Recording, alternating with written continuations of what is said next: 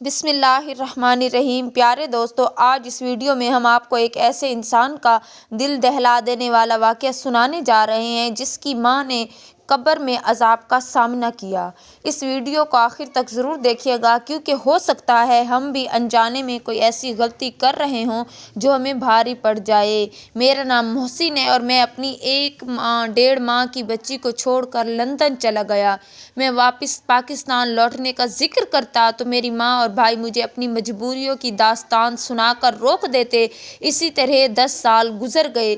وہ بیچاری میری منتیں کرتی رہی کہ میں واپس لوٹ کر آ جاؤں، مگر میرے گھر والوں کی مجبوریاں ایسی تھیں کہ میں لوٹ کر نہ آ سکا اور پھر وہ بیچاری تڑپ تڑپ کر مر گئی۔ میری 10 سال کی بیٹی نے اپنے چاچو کے فون سے چھپ کر مجھے میسج کیا کہ بابا واپس آ جاؤ ورنہ یہ لوگ مجھے بھی مار دیں گے۔ میری شادی کو 1.5 سال ہی ہوا تھا کہ مجھے روزگار کے سلسلے میں لندن آنا پڑا۔ میں چونکہ پڑھا لکھا تھا اور ہمیشہ اپنے باپ کے کہے کے مطابق کیا کرتا تھا اور میرے باپ نے ہمیشہ مجھے یہی سمجھایا تھا کہ گھر کے چھوٹوں کی ذمہ داریاں اب بیٹا تمہارے سر ہیں کیونکہ تم گھر میں سب سے بڑے اولاد ہو، کیونکہ میرے والد صاحب بیماری کی وجہ سے کوئی کاروبار نہیں کر سکتے تھے۔ میرا نام محسن ہے اور میں سیال کوٹ کے قریب ایک گاؤں کا رہنے والا ہوں۔ پہلے میں سیال کوٹ میں ایک بہت بڑی کمپنی میں کام کرتا تھا، تنخواہ بھی اچھی خاصی تھی۔ جب شادی ہوئی تو امی نے بار بار مجھے یہ کہنا شروع کر دیا کہ اب اس تنخواہ میں 2 گھروں کے خرچے نہیں چل سکتے۔ میری بیوی تو بہت صبر شکر کرنے والی تھی، لیکن کبھی کبھار اگر وہ کوئی فرمائش کر دیتی تو میری ماں اسے ڈھیروں باتیں سناتی تھی۔ ہمارے رشتہ داروں میں سے جب ایک لندن گیا تو اس کے گھر کے حالات میں زمین اور آسمان کا فرق آ گیا، تو میری امی نے بھی بار بار مجھے یہی کہنا شروع کر دیا کہ بیٹا تم لندن کیوں نہیں چلے جاتے، تم چلے جاؤ۔ لیکن میں یہی کہتا کہ میں آپ سب کو چھوڑ کر پردیس میں نہیں جانا چاہتا، لیکن ماں باپ کے دباؤ اور گھر کے حالات کو دیکھتے ہوئے میں نے یہ فیصلہ کر لیا کہ ماں باپ کی طرف سے جو بھی اگر حکم دیا جا رہا ہے تو اسے مان لیا جائے۔ اب میرے بیوی کو اس کے ماں باپ کی طرف سے اچھا خاصا زیور ملا تھا اور پھر میری امی نے مجھے کہنا شروع کر دیا کہ میں اپنی بیوی امرین کا زیور بیچ کر بیرون ملک چلا جاؤں تاکہ وہاں اچھا خاصا کما سکوں۔ جیسے ہی میری تنخواہ شروع ہوگی میں اسے اس کا زیور واپس بنا کر دے سکتا ہوں۔ میں نے اپنی بیوی سے بات کی تو وہ حیران رہ گئی کیونکہ میرے جو گھر کے حالات تھے وہ تو ایسے تھے کہ شادی میں بس تھوڑا سا ہی زیور اسے پہنایا گیا تھا۔ میں نے اسے یقین دلایا کہ جیسے ہی میں لندن پہنچ جاؤں گا سب سے پہلے اس کا زیور بنا کر دوں گا۔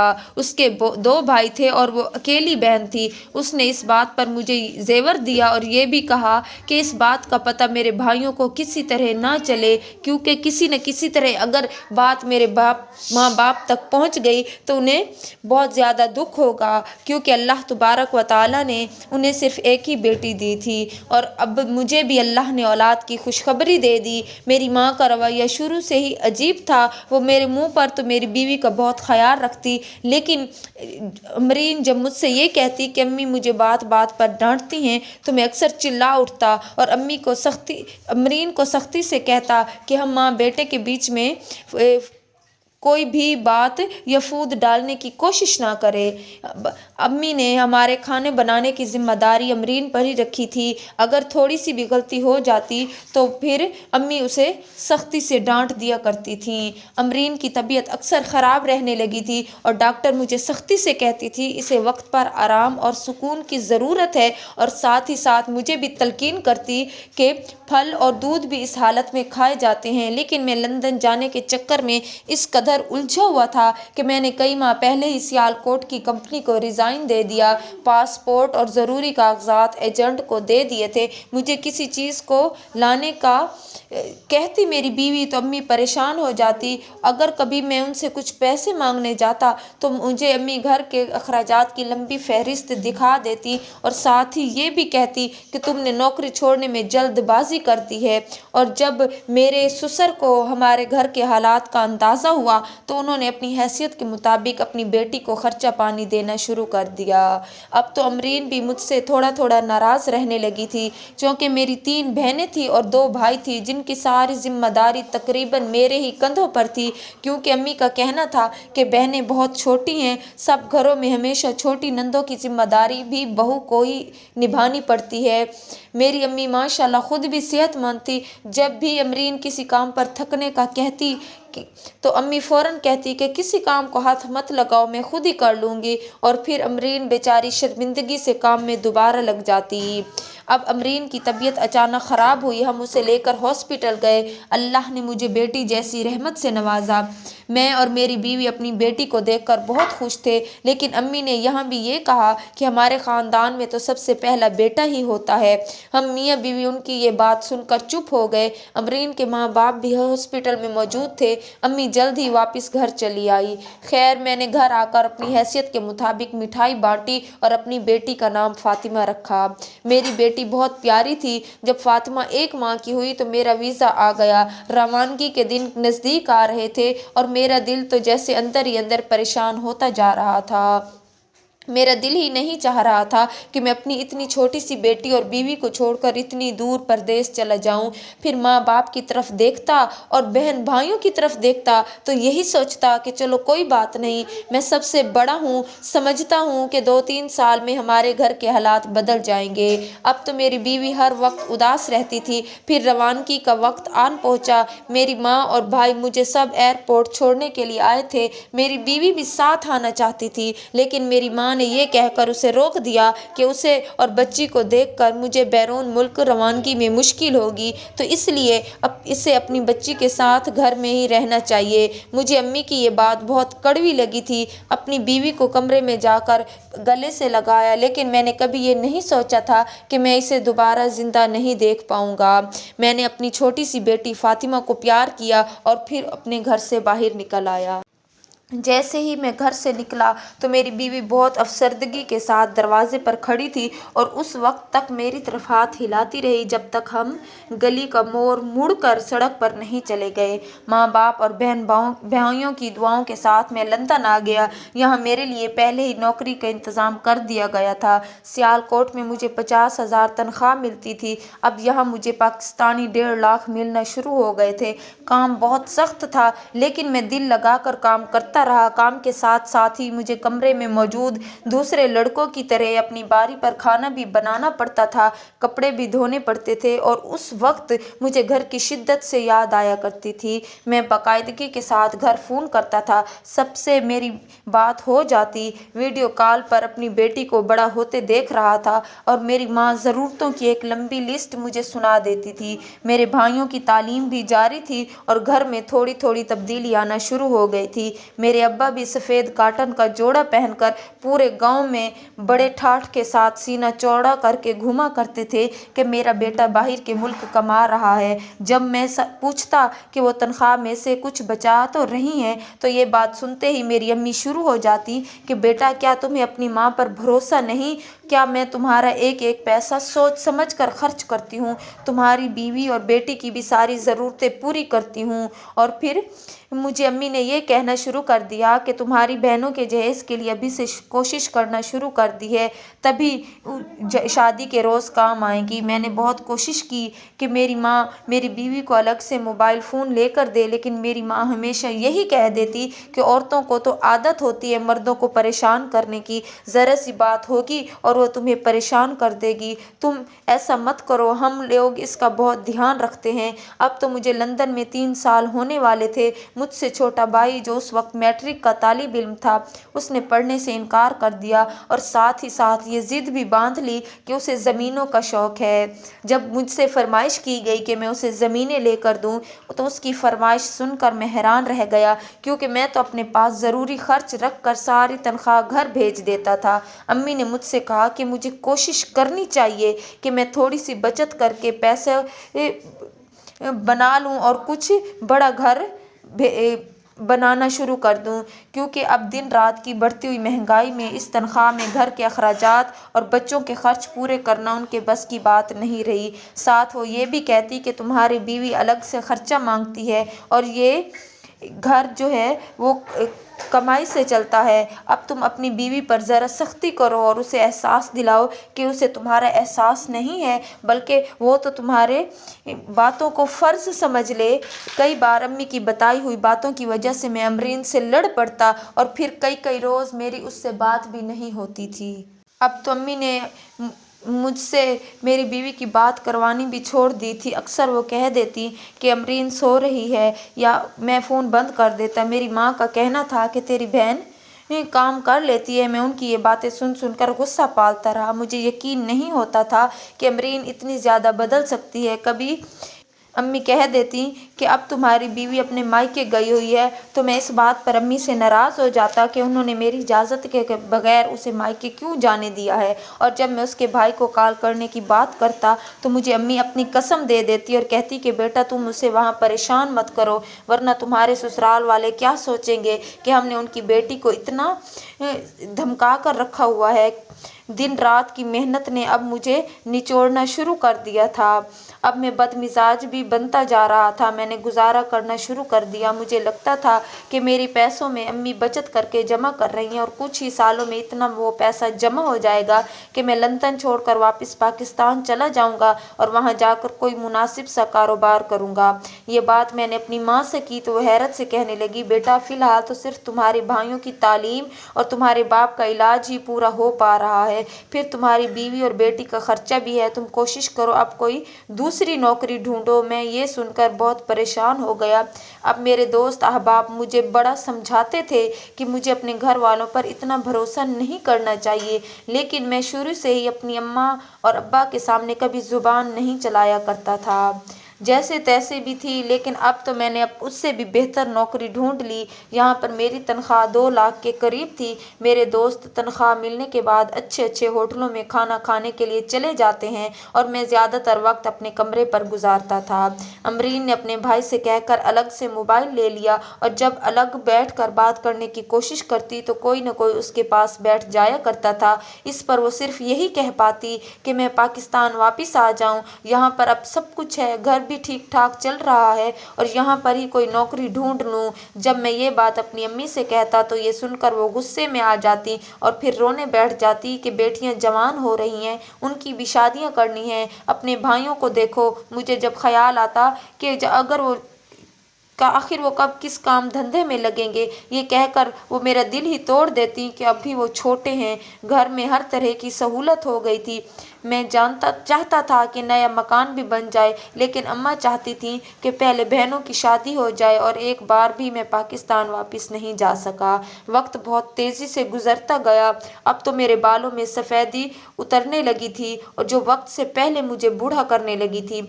मेरी बेटी अब अपनी तोतली ज़ुबान में मुझे बार बार बुलाती और कहती थी, सब बच्चों के पापा उनके साथ हैं, आप वापस आ जाएं। ये सुनकर मेरा दिल बंद हो जाता और मैं वहीं रोने बैठ जाया करता था। परदेश में ज़िंदगी तन्हा गुजारना निहायत सख्त तजर्बा था। मेरे दोस्त बड़े अफसोस के साथ मेरी तरफ देखते कि वो तो अक्सर ही छुट्टियों पर चले जाया करते थे, लेकिन जब भी मैं छुट्टियों पर अपनी माँ को वापस आने के बारे में कहता तो वो कोई न कोई मजबूरी निकाल कर बैठ जाती और मजबूरन मुझे अपनी टिकट के जमा किए हुए पैसे भी घर भेजने पड़ जाते। मैं 2 बहनों की रिश्ते अच्छी जगह कर चुका था और अब तो मेरे दोस्त बहुत अफसोस के साथ मेरी तरफ देखते, क्योंकि वो तो अक्सर ही छुट्टी पर चले जाया करते थे। अब तो मेरी बहनों की शादियां होना शुरू हो गई थी और फिर मैंने अपनी बहनों की फरमाइश पर ढेरों ढेर सामान पाकिस्तान भेजा। मुझे मेरे माँ बाप ने एक बार भी ये नहीं कहा था कि वो मेरे बिना मेरी बहनों की शादियां कैसे करेंगे। बस मेरी माँ जज्बाती तौर पर मेरा हौसला बढ़ा देती और कहती, तुम्हारे जैसा बेटा नसीब वालों को मिलता है। मैं वीडियो कॉल पर ही अपनी बहनों की शादियों की तकरीब देखता रहा, लेकिन ये देखकर मुझे बहुत हैरत हुई कि मेरी बीवी और बच्ची बहुत ही मामूली लिबास पहने हुए थी। जब मैंने ये बात की तो अम्मी जान खामोश हो गईं और फिर न जाने کہ अमरीन से उन्होंने ऐसा क्या कहा कि अब तो अमरीन ने मुझे फ़ोन करना ही बंद कर दिया था। मैं कॉल कर कर के थक जाता, परेशान होता और फिर कई रोज़ गुजर जाते, मेरी अपनी बीवी और बेटी से बात ही ना हो पाती थी। मेरे दोस्तों ने अब मुझे बार बार समझाना शुरू कर दिया कि मैं घर वालों को बिना बताए पाकिस्तान चला जाऊं। काश उस वक्त मैंने उनकी बात मान ली होती। एक बार मेरे दोनों भाइयों ने फरमाइश की कि उन्हें आईफोन लेना है। ये सुनकर मैं गुस्से से फ़ोन उठाकर बंद कर दिया और कई दिन घर कॉल तक ना की। जब भी घर से कॉल वसूल होती मैं फ़ौरन अपनी परेशानी में बैठ जाता और अम्मी मुझे मिलकर दोस्त भी यही समझाया करते थे कि माँ बाप का दिल नहीं दुखाते, तुम फ़ोन ज़रूर किया करो। और फिर एक दिन मैं अपने दोस्त के गले लगकर रो पड़ा और कहने लगा, मुझे मेरी बीवी और बेटी की बहुत याद आती है। वो मुझे समझाने लगा कि मेरे घर वालों की तरह तुम भी खामोश ना रहो, बल्कि तुम तो अपने घर वालों के लिए सिर्फ सोने के अंडे देने वाली मुर्गी हो, जिससे वो हर माह पैसे निकाल लेते हैं और इससे ज़्यादा उनकी ज़िंदगी में अब तुम्हारी कोई हैसियत ना थी। अब तो लंदन की रौनक वाली ज़िंदगी ने मुझे अपनी तरफ बुलाने शुरू कर दिया। अब मैंने हर रोज़ घंटों कॉल करना बंद कर दिया। 5 या 6 मिनट बात कर लेता और अपनी माँ से कहता कि मुझे अपनी बीवी और बेटी को दिखा दे और फिर कॉल बंद कर देता। अब मैं अक्सर घूमने फिरने निकल जाया करता था। ऐसे ही एक वक्त आया जब मेरी मुलाकात एक लड़की से हुई और इसी तरह मुलाकातों का सिलसिला शुरू हो गया। वो अपनी मोहब्बत का इजहार करने लगी और मैं भी अपनी बीवी से दूर तन्हा ज़िंदगी गुजार रहा था, तो बिना सोचे समझे ही राज़ी हो गया। और फिर मैं जानता था कि मैं अपनी बीवी के साथ गलत कर रहा हूँ, लेकिन मैं बहुत ही ज़्यादा खुश रहने लग गया था। और फिर मैंने उस शाजिया से शादी कर ली और फिर उसके वालिदैन की छोड़ी हुई अच्छी खासी दौलत थी। अब मेरी भी ज़िंदगी में सुकून आ गया था और घर में भी एक मखसूस रकम भेजना शुरू कर दी। धीरे धीरे मेरा राब्ता वहाँ पर कम से कम होता गया और फिर एक रोज़ मेरी ज़िंदगी में तूफ़ान आया जब मुझे अमरीन के भाई का मैसेज मिला कि अमरीन कैंसर की मरीज़ा बनकर अस्पताल में अपनी आखिरी सांसें ले रही हैं। ये सुनकर मेरे सर पर तो गोया क़यामत टूट पड़ी। मैंने उस शाजिया से कहा कि मैं पाकिस्तान जाना चाहता हूँ, लेकिन उसने मुझे इजाज़त ही नहीं दी। उसने मुझे कहा कि वो मुझे अच्छी खासी रकम देने पर तैयार है कि मैं अपनी बीवी का इलाज करवा लूँ, लेकिन वो मुझे पाकिस्तान नहीं भेज सकती क्योंकि इसे डर था कि मैं दोबारा पलट कर लंदन नहीं आऊँगा। मैं अजीब कश्मकश में मुब्तला था और फिर मैंने अपनी माँ की मौजूदगी को भी महसूस किया कि उसने मेरी बीवी का ख्याल ही ना रखा और इस बात पर मेरी बीवी माँ मुझसे नाराज़ हो गई और फ़ोन बंद कर दिया। बार बार मुझे पाकिस्तान बुलाया जाता रहा, लेकिन मैं उन्हें बराबर खर्च भेजता रहा, लेकिन साथ ये भी कह दिया कि मेरा पाकिस्तान पहुंचना मुमकिन नहीं क्योंकि कंपनी मुझे छुट्टी नहीं दे रही। जब वीडियो कॉल पर अमरीन को देखता तो मुझे बेतहाशा तकलीफ़ होती। मैं अपनी बीवी को छोड़कर लंदन आया था ताकि अपने घर वालों के खर्चे और ख्वाब पूरे कर सकूं, लेकिन मेरी शरीके हयात का ये क्या हाल हो गया। डॉक्टर कहते थे कि वो ठीक होना ही नहीं चाहती या शायद कैंसर बहुत बुरी तरह से फैल चुका था। 6 महीने के अंदर ही वो चुपचाप ये दुनिया छोड़कर चली गई। मैं तो उसकी तदफीन पर भी नहीं जा सका। ये देखकर मेरे ससुराल वालों ने मुझसे नाता तोड़ दिया और मेरी बेटी को उसकी दादी के पास छोड़ दिया और फिर वो भी मुझे अपनी जवान बेटी की मौत का ज़िम्मेदार समझते थे और मेरे साथ साथ मेरे घर वालों को भी समझते थे और किसी हद तक ये ठीक था। और फिर मैं कई रोज़ लंदन में सड़कों पर घूमता फिरता और रोता था। मेरी अमरीन से रफ़ाकत सिर्फ 1.5 साल का अरसा ही रही, लेकिन मैं जानता था कि वो खुदा की बंदी मुझे बेतहाशा चाहती थी।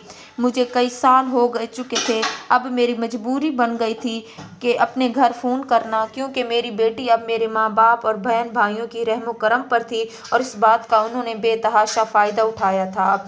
मेरी माँ मेरी बेटी को मेरे सामने बिठाकर उससे मेरी बात करवा देती और मुझसे तमाम अखराजात बटोर लिया करती थी। हालांकि मेरी बेटी ने एक दिन भी स्कूल ना गई थी, लेकिन उसका खामोश चेहरा मुझे ये कहानी सुनाता था कि कुछ न कुछ उसके साथ गलत हो रहा है। अब तो भाइयों की भी शादियां होना शुरू हो गई। 1 साल और गुजर गया। अब मेरे 2 भाई भी शादीशुदा थे और अब दोनों भाई भी कमा रहे थे।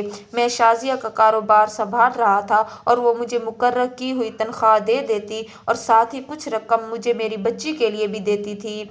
कई रातें ऐसी अब गुजरने लगी कि मुझे ख्वाब नज़र आता कि मुझे नींद में लगता अमरीन मुझे आवाज़ें दे रही है। कभी वो मुझे गमज़दा सी किसी वीरान सी जगह पर भटकती हुई दिखाई देती और कभी किसी चश्मा के किनारे पर बैठी हुई नजर आती। वो बार बार मुझे यही कहती कि मैं तकलीफ़ में हूँ। मैं नींद में कड़ा कर उठ जाता, रोना शुरू कर देता। शाजिया भी मेरे हालात देखकर परेशान हो जाती। ख्वाबों का ये सिलसिला कई रोज़ तक जारी रहा और मेरी हालत दिन ब दिन ख्वाबों का ये सिलसिला देख देख कर बिगड़ती जा रही थी। एक रोज़ शाजिया कहने लगी कि शायद अमरीन तुम्हें कुछ बताने की कोशिश कर रही है। तुम्हारी बेटी फातिमा को कोई परेशानी हो शायद। वो छोटी सी थी अब, क्योंकि उसने अमरीन की बीमारी में भी मुझे पाकिस्तान नहीं जाने दिया था। लेकिन अब बात जब मेरी औलाद की आई तो उसने मुझे फ़ौरन इजाज़त दे दी, क्योंकि शादी के 4 साल बाद खुदा ने शाजिया को भी माँ का रुतबा दिया था। शायद इसी वजह से वो ऐसी हो गई थी, या शायद वो मुझे खोना नहीं चाहती थी। इसलिए मैं 10 साल बाद अपनी बेटी से मिलने वापस पाकिस्तान रवाना हो गया। 10 साल बाद जब मैं गांव पहुंचा तो हर तरफ तब्दीली ही तब्दीली आ चुकी थी और मुझे गांव में पड़ोसियों ने बताया कि मेरे घर वाले तो कब का ये घर बेचकर रावलपिंडी शिफ्ट हो चुके हैं। मैं हैरान हो गया क्योंकि उन्होंने मुझे बताना भी पसंद नहीं किया था। मैं पता पूछता पूछता जब अपने वालिदैन के नए घर पहुंचा तो ये देखकर हैरान हो गया कि अच्छा खासा कीमती और शानदार घर बना हुआ था और 2 खूबसूरत पोर्शन अलग अलग बनाए हुए थे। 10 साल जो गुजरे थे उन 10 सालों ने मुझे बूढ़ा कर दिया था। जब मैं पाकिस्तान से गया तो 28 साल का एक खुश शक्ल नौजवान था, लेकिन अब मैं एक थका हारा मर्द बन चुका था। जब मैंने बार बार बेल बजाई तो कोई भागता हुआ दरवाजे तक पहुंचा। वो कोई कमजोर सी मासूम बच्ची थी जो कुछ देर तो हैरत से मेरी जानिब देखती रही और फिर एकदम मुझे पहचान कर मुझसे लिपट गई। उसे देखकर मुझे भी लगा कि वो मेरी बेटी है। मैं तड़प उठा। वो कमज़ोर और लागिर सी बच्ची जिसके चेहरे को किसी चीज़ से बुरी तरह जलाया गया था, वो कोई और नहीं बल्कि मेरी बेटी फातिमा थी, जिसे मैं पिछले 10 साल पहले छोड़कर यहाँ चला गया था। वो मेरी सगी औलाद थी, मेरे रिश्तेदारों के घर में इस हाल में मौजूद थी कि हम दोनों बाप बेटी एक दूसरे के गले लगकर रो रहे थे। थोड़ी देर में एक औरत चमक दमक वाले कपड़े पहने हुए चीखती चिल्लाती हुई आई और उसने फातिमा को देखते ही मुझसे दूर करना चाहा और बड़ी बदतमीजी से मुझसे पूछने लगी कि कौन हो तुम और इसको गले लगाकर क्यों प्यार कर रहे हो। तो फिर मैं इस अपने अब्बा और अपने भाइयों को पुकारता हुआ घर के अंदर दाखिल हुआ। वो औरत मुझे रोकती हुई मेरे पीछे ही घर के अंदर दाखिल हुई। उस वक्त डाइनिंग टेबल पर बैठकर रात का खाना खाया जा रहा था। सब घर वाले मुझे देखकर हैरान हो गए। डाइनिंग टेबल पर बैठे हुए सब हैरत से मुझे देखते हुए खड़े थे। मेरे हाथ में फातिमा का हाथ देखकर अब तो सब परेशान हो गए। जब मैं सामने आया तो मेरी माँ रोते हुए मेरे गले लग गई और फिर अब्बा और भाई भी बारी बारी मेरे गले लग गए। मैं सबको गौर से खड़ा देखता रहा। अम्मा ने गैर महसूस अंदाज से फातिमा का हाथ मेरे हाथ से छुड़ाना चाहा, लेकिन मैंने सख्ती से उनके हाथ को झटक दिया। फातिमा खौफसदा सी सिमटी हुई थी। वो मेरे भाई की बीवी थी जिसने मुझे मजबूर कर दिया था कि मैं अम्मी की तरफ सख्ती से देखते हुए पूछा कि मेरी यतीम बच्ची की ये हालत किसने की है, उसका चेहरा किसने जलाया है। तो वो कहने लगी कि ये किचन में चली गई थी, इसके हाथ में शायद कोई बर्तन था और वो तवा उतार कर नीचे रख रही थी कि एकदम इसका चेहरा जल गया। तुम्हारी भाभी उतार कर रख रही थी। मुझे उनकी किसी बात पर यकीन नहीं था क्योंकि चंद दिन पहले फातिमा ने अपने चाचू के फ़ोन से मैसेज किया कि अब मैंने अपनी बेटी से पूछा कि तुम्हें किसने जलाया है, डरो मत फातिमा। तो डरते डरते उसने अपनी चाची की तरफ इशारा कर दिया। अब तो मेरे अंदर दबा हुआ बरसों का लावा फूट पड़ा और मैं बुरी तरह चीखने चिल्लाने लगा। मैंने अपने अम्मा और अब्बा से सवाल किया कि क्या आप की मैं सगी औलाद ना था। बरसों तक मैंने अपने आप को मारकर आपके लिए मुल्क से दूर दूर परदेश में सख्तियाँ कारोबार की सहता रहा और पीछे मेरी बीवी अपाहिज होकर बीमार होकर मर गई और जब मैं चाहता आना तो मुझे रोक दिया जाता। अब भी मुझे कुछ मालूम ना होता अगर फातिमा छुपकर अपने चाचू के फ़ोन से मेरे नंबर पर मैसेज ना करती। वो तो शुक्र है कि मेरी दूसरी बीवी ने वो मैसेज मुझे पहुंचा दिया। अगर उसका दिल भी तुम लोगों की तरह सख्त हो जाता तो शायद ये मासूम फातिमा भी अपनी माँ की तरह किसी रोज़ आप लोगों के जुल्म का निशाना बनकर इस दुनिया से चली जाती। ये सुनकर मेरे घर वाले हैरान खड़े रहे। फिर ایک دم میرا بھائی آگے بڑھا اور کہنے لگا کہ میں اپنی اس بیٹی کو لے کر یہاں سے چلتا بنوں۔ اس کی بات میں سن کر حیران رہ گیا اور جیسے کچھ کہنے لگا تو اماں اور ابا نے بھی بڑی بے رخی سے اس کی سائیڈ لی اور کہا، ٹھیک ہے، ہم ماں بیٹا اگر اتنے ہی ظالم ہیں تو ہم تمہاری بیٹی کی ذمہ داری نہیں اٹھا سکتے، تم اپنی بیٹی کو اپنے ساتھ لے جاؤ۔ جب تم دوسری شادی کر چکے ہو تو تمہاری بیٹی کو تمہاری دوسری بیوی ہی پال سکتی ہے، ہم نے کوئی ٹھیکہ نہیں لیا تمہاری ذمہ داریاں پوری کرنے کا۔ میں حیرت سے کھڑا انہیں دیکھ رہا تھا، میں تو اپنے پاؤں پر بھی کھڑا نہیں ہو رہا تھا کہ میں نے خاموشی سے اپنی بیٹی کا ہاتھ پکڑا اور گھر سے نکل آیا۔ کئی ٹائم تک میں سڑک پر کھڑا رہا، اسی طرح کچھ وقت گزر گیا اور پھر میں واپس لندن آ گیا۔ میرے کزن نے مجھے بتلایا کہ ایک کار ایکسیڈنٹ میں میری ماں کا انتقال ہو گیا ہے اور تمہاری بھابھی اپاہج ہو گئی ہے۔ جب تمہاری ماں کو قبر کے اندر اتارنے لگے تو قبر میں آگ کے شعلے نکلنے لگے، اور آج بھی تمہاری ماں کی قبر پر سانپ اور بچھو بیٹھے ہیں۔ تمہاری ماں اور بھائیوں نے مل کر تمہاری بیوی کو مار دیا تھا اور تمہاری بیٹی کی زندگی برباد کر دی۔ تمہارا اچھا خاصا کاروبار جو تھا اب وہ بھی ختم ہونے لگا۔ اب تو میرے بھائیوں کا اچھا خاصا جو کاروبار تھا وہ بھی ختم ہو گیا۔ آج وہ بھیک مانگنے پر مجبور ہو گئے اور پھر ان کے اوپر اتنا قرض چڑھ گیا کہ انہوں نے گھر، گاڑیاں سب کچھ بیچ دیا۔ میں سوچ رہا تھا جس دولت پر انہوں نے قبضہ کیا آج وہ دولت وہ بھی ان کے پاس نہ رہی تھی، ان کا سب کچھ لٹ پٹ گیا اور وہ تباہ و برباد ہو گئے۔ اب وہ در بدر کی ٹھوکریں کھانے پر مجبور ہو گئے اور میں اب اپنی زندگی میں مکمل خوشیوں بھری زندگی اپنی بیوی اور بچوں کے ساتھ جی رہا ہوں۔ میری زندگی میں اگر کمی ہے تو وہ امرین کی ہے، لہٰذا میری التجا ہے کہ کوئی بھی بھائی اپنا ملک چھوڑ کر پردیس کی خاک نہ چھانے، کیونکہ وہی لوگ آپ کے دشمن بن جاتے ہیں جن کے لیے آپ پردیس جاتے ہیں۔